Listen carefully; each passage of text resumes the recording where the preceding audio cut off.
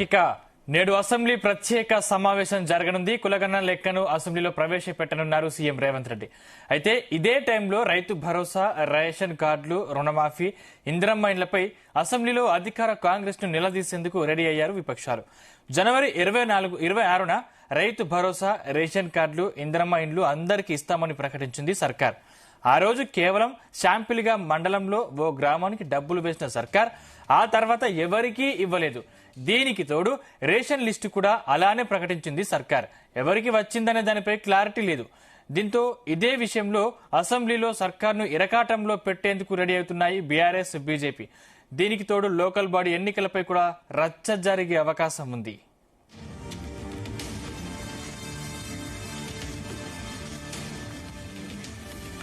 నేడు అసెంబ్లీ ప్రత్యేక సమావేశంలో కులగణనపై చర్చించే అవకాశం ఉంది. రైతు భరోసా, రేషన్ కార్డులు, ఇందిరమ్మ ఇండ్లకు సంబంధించి ఆ మ్యాటర్ కూడా చర్చకు వచ్చే అవకాశం ఉంది. ఇదే అంశానికి సంబంధించిన మరింత సమాచారం మా కరెస్పాండెంట్ శ్రీచరణ్ అందిస్తారు. శ్రీచరణ్.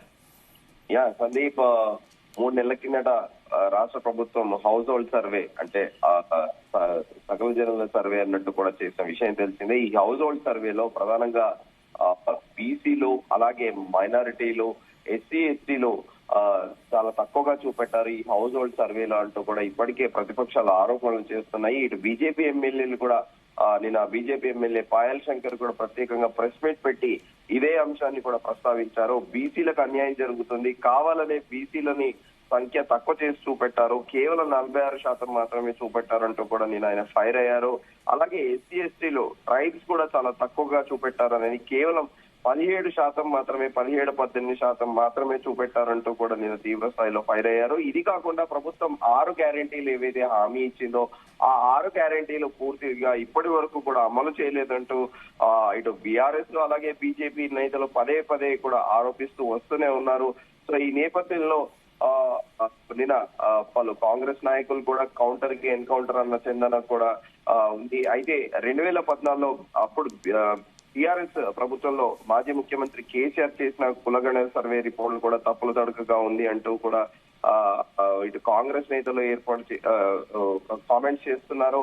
అయితే తాజాగా పలు బీసీ సంఘాల అధ్యక్షులతో పాటు అలాగే బీసీ సంఘానికి చెందిన జాతీయ అధ్యక్షులు కూడా నిన్న ప్రత్యేకంగా సచివాలయం దగ్గర ప్రెస్ మీట్ పెట్టి కూడా పలు సంచలన వ్యాఖ్యలు చేశారు.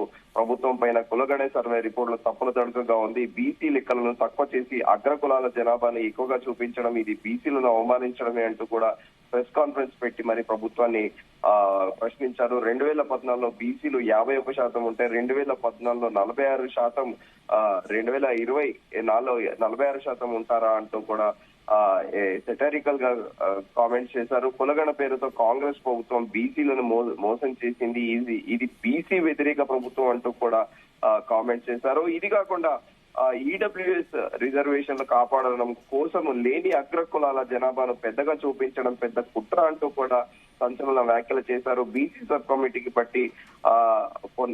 బట్టి విక్రమార్క, పొన్నం ఉండాలి, కానీ ఉత్తమ్ కుమార్ రెడ్డి ఎలా ఉంటారంటూ కూడా సంచలన వ్యాఖ్యలు చేశారు. సమగ్ర కుల సర్వే రిపోర్టు ప్రజల ముందు బయట పెట్టాలి అంటూ కూడా నిన్న పిలుపునిచ్చారు. దీంతో పాటు ఫిబ్రవరి 5వ తేదీన బీసీ సంఘాల మేధావులతో భవిష్యత్ కార్యాచరణ పైన నిర్ణయం కూడా తీసుకుంటామంటూ కూడా నేను ఒక అల్టిమేటం జారీ చేశారు ప్రభుత్వానికి. సో మళ్ళీ బీహార్ లో తరహా రెండోసారి కూడా కులగణన సర్వే చేయాలంటూ కూడా డిమాండ్ చేశారు. మరోవైపు పాయల్ శంకర్ కూడా నిన్న ప్రత్యేకంగా బీజేపీ పార్టీ కార్యాలయంలో ఆదిలాబాద్ ఎమ్మెల్యే పాయల్ శంకర్ కూడా ప్రెస్ కాన్ఫరెన్స్ నిర్వహించి కూడా ప్రత్యేకంగా ప్రభుత్వం పైన పలు ఆరోపణలు కూడా చేశారు. ఇచ్చిన 6 గ్యారెంటీల నుంచి తప్పించుకునేందుకు కాంగ్రెస్ డ్రామాలు చేస్తుందంటూ కూడా సంచలన వ్యాఖ్యలు చేశారు. కాంగ్రెస్ నాయకులకి ఏమైనా తెలివి ఉందా, బడ్జెట్ ఎలా పెడతారనే సోయి ఉందా అంటూ కూడా పలు సంచలన వ్యాఖ్యలు చేశారు.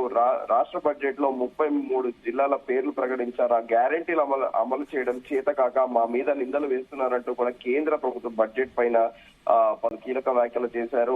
కామారెడ్డి డిక్లరేషన్ వచ్చినప్పుడు రిజర్వేషన్లు సాధ్యమా లేదా, కాంగ్రెస్ కు తెలియదా అంటూ కూడా ఆయన వ్యాఖ్యానించారు. సర్వేలలో బీసీల సంఖ్యను తగ్గించి చూపించారు. కులగణ సబ్ కమిటీ చైర్మన్ ది ఏ కులం అంటూ కూడా ఆయన ప్రశ్నించారు. మా మీద నేపం నెట్టేందుకు ఒక రోజు అసెంబ్లీ మీటింగ్ అంటూ కూడా ఆయన సంచలన వ్యాఖ్యలు చేశారు. బీసీ కులగణపై ఇవాళ అసెంబ్లీలో కూడా కాంగ్రెస్ ను నిలదీస్తామంటూ కూడా ఆయన ఫైర్ అయ్యారు. At the same time BC కులగణ పై మేధావులను ఇన్వాల్వ్ చేశారా అంటూ కూడా ఆయన ప్రశ్నించారు. ఎట్ ది సేమ్ టైం కులగణను ఏ విధంగా చేశారో చెప్పాలి అంటూ కూడా డిమాండ్ చేశారు. సో ప్రస్తుతానికి ఈ ప్రభుత్వం ప్రకటించిన ఈ హౌస్ హోల్డ్ సర్వే మాత్రము కాస్త అక్కడక్కడ దుమారం రేపుతుందని చెప్పుకోవాలి. ఎందుకంటే అందరూ కూడా ఇటు బీసీ సంఘాల నాయకులతో పాటు రాజకీయ నాయకులు అందరూ కూడా చెప్తుంది ఏంటంటే బీసీల సంఖ్య చాలా తక్కువ చేసి చూపిస్తున్నారు. దేశంలోనే మెజారిటీ పాపులేషన్ అంతా కూడా బీసీలు ఉంటారు. బీసీ సబ్ కాస్ట్లు చాలా ఉన్నాయి. సో వీటిల్లో మరి highest population in the country బీసీలను తక్కువ చేసి చూపెట్టడము. అలాగే మన జీ న్యూస్ ప్రతినిధులు కూడా నిన్న ఓల్డ్ సిటీ వెళ్లారు. పలు హిందుత్వవాదులు కూడా అక్కడ తీవ్ర స్థాయిలో మండిపడ్డారు ప్రభుత్వం ఈ హౌస్ హోల్డ్ సర్వే పైన. హైదరాబాద్ లోనే దాదాపు నియర్ టు 70-80 లక్షల మంది ముస్లింలు ఉంటే కేవలం రాష్ట్రం మొత్తము 17-18% మాత్రమే ఉన్నారంటూ చాలా తక్కువ చేసి చూపిస్తున్నారు అంటూ కూడా తీవ్ర స్థాయిలో ప్రభుత్వం పైన మండిపడ్డారు. అయితే ఈ రోజు అసెంబ్లీలో జరిగే చర్చ ప్రధానంగా ప్రతిపక్షాలకు అస్త్రంగా కూడా మారే అవకాశం ఉంది. ఇటు రైతు భరోసాతో పాటు రేషన్ కార్డులు, రుణమాఫీ, ఇందిరమ్మ ఇండ్ల పైన కూడా ప్రభుత్వాన్ని నిలదీసేందుకు విపక్షాలు రెడీ అయ్యాయి. ఎందుకంటే జనవరి 26వ తేదీన రైతు భరోసా, రేషన్ కార్డులు, ఇందిరమ్మ ఇళ్లు అందరికీ ఇస్తామని కూడా ప్రభుత్వం ప్రకటించింది. ఆ రోజు కేవలం శాంపిల్ గా మండలంలో ఒక గ్రామానికి బెనిఫిషియరీ అకౌంట్స్ లో డబ్బులు ట్రాన్స్ఫర్ చేసింది గవర్నమెంట్. ఆ తర్వాత ఎవరికి ఇవ్వలేదు. దీంతో ఇప్పుడు రేషన్ లిస్ట్ కూడా అలా ప్రకటించాలనే సర్కారు అనే దానిపైన కూడా ఒక చర్చ నడిచింది. ఎవరికి వచ్చిందనే, ఎవరికి అసలు బెనిఫిషరీస్, ఎవరికి ఈ బెనిఫిట్స్ అనేటివి వచ్చాయి అనే దానిపైన కూడా క్లారిటీ లేదు.